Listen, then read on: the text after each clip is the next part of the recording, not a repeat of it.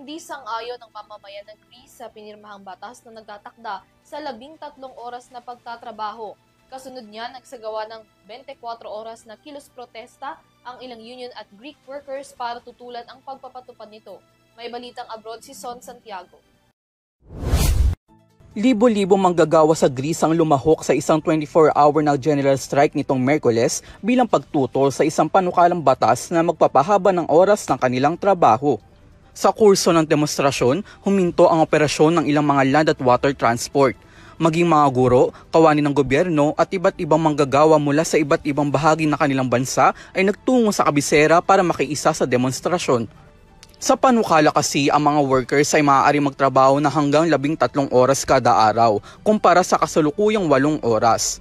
Dahil dito, 48 oras kada linggo ang magiging kabuuan na kanilang working hours kabilang narito ang overtime. Kada taon naman may hanggang 150 oras dito.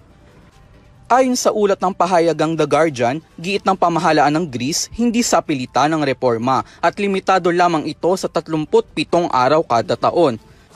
Dagdag pa nila, maaari raw kumita ang mga manggagawa ng 40% higit pa sa kanilang overtime pay. Hindi naman kumbinsido dito ang mga worker unions ng Greece. Giit nila nagdudulot lamang ito ng sobrang work pressure at mga abuso sa mga manggagawa. Batay sa Eurostat, ang mga Greek ay kasalukuyan nagtatrabaho ng 39.8 oras kada linggo. Mas matagal ito kumpara sa average na 35.8 kada oras sa iilang bansa sa European Union.